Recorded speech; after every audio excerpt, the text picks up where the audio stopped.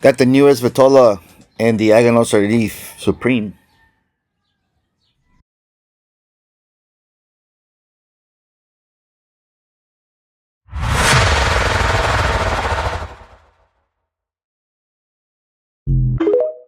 What's going on, everybody? Welcome to another episode of Hugo Smokes. I'm your host, Hugo, and today I'm going to be smoking and reviewing the Aganorsa Leaf Supreme in a 5.5 by 52 Perfecto.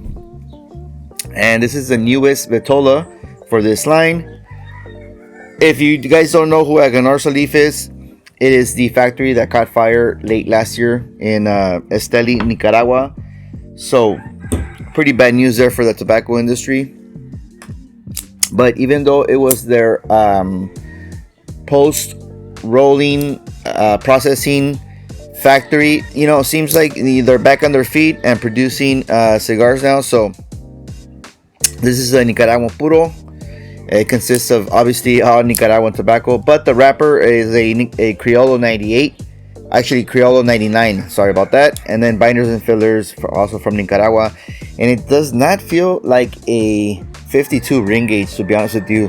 Feels like 50, but it is what it is. Haven't had too many Aganorsas actually. This will probably be like my second or third one. But let's go ahead and cut it up and test the draw.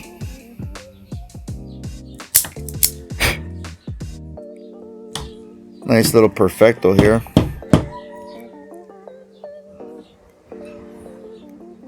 It's moderately snug, so I'm hoping that it'll open up once it gets going. So let me go ahead and light it up, and I'll be back for my introduction.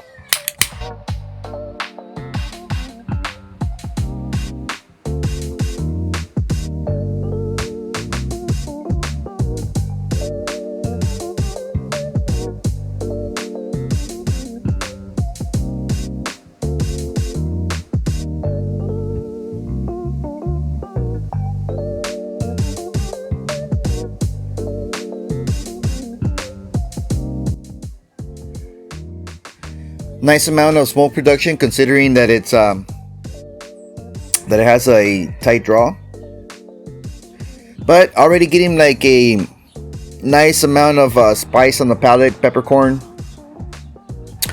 a graham cracker sweetness on the palate as well, and on the finish it's zesty, definitely like citrus, lime, lemon zest, maybe orange. And that's pretty much it. Let's see what the retrohale has to offer.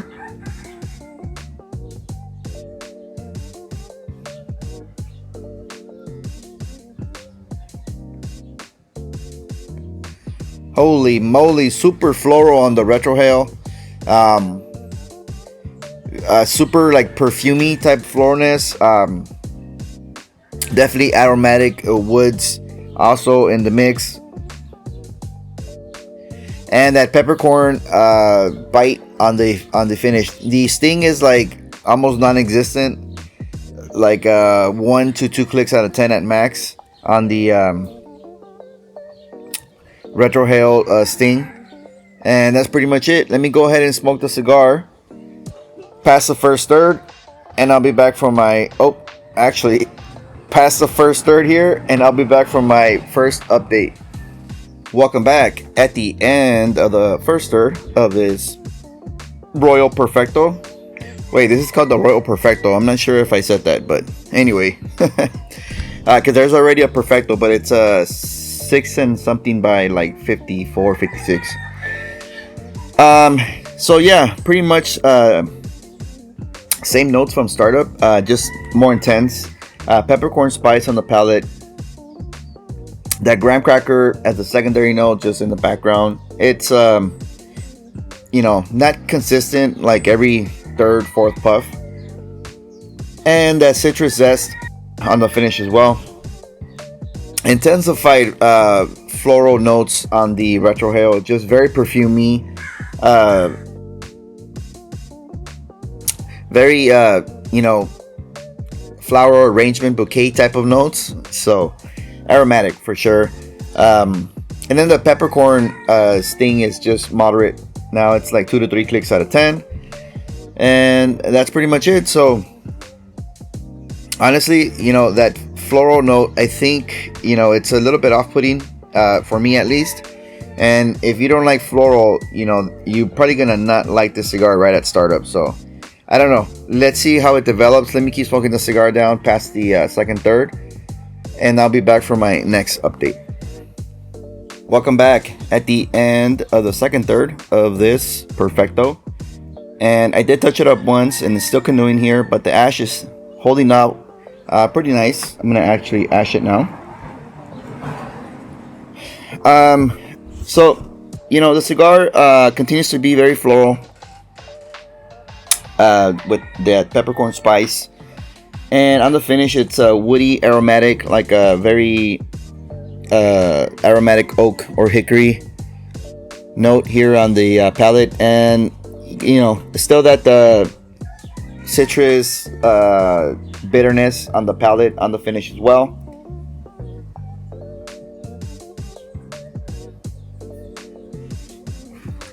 The retrohale sting intensified. Now it's 5 to 6 clicks out of 10, and consisting of that peppercorn, and also that citrus zestiness is a little bit biting on the retrohale as well. This thing's just out of alignment. There we go. And just a little bit of a underlying sweetness from that graham cracker note I picked up in the beginning, and very bitter on the finish. So not getting any better to say the least. At least I don't like these notes, but yeah, we'll see what the last third of the cigar has to offer.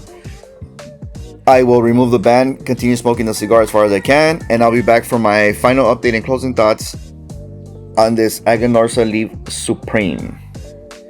Welcome back at the end of this Aganorsa Leaf Perfecto. Touched it up again and ashed it, so I think 2 to 3 touch-ups on this cigar.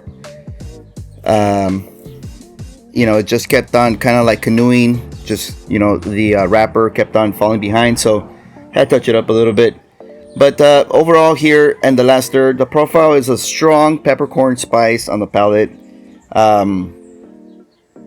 with an undertone of a floral note that's perceivable on the long finish, as well as that woody medley bouquet on the finish as well. And it's a semi and it's actually got like a smoked nuttiness on the as a secondary note, and it's semi-sweet, but just that peppercorn is taking over the profile here.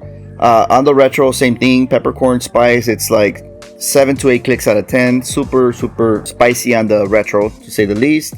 Then got some floral as a secondary tone that's semi-woody as well, like oak and hickory. And then that nutty tone is apparent on the finish on the retrohale. So that's what it is. The cigar's been burning for about an hour and 45 minutes. I took this one pretty slow.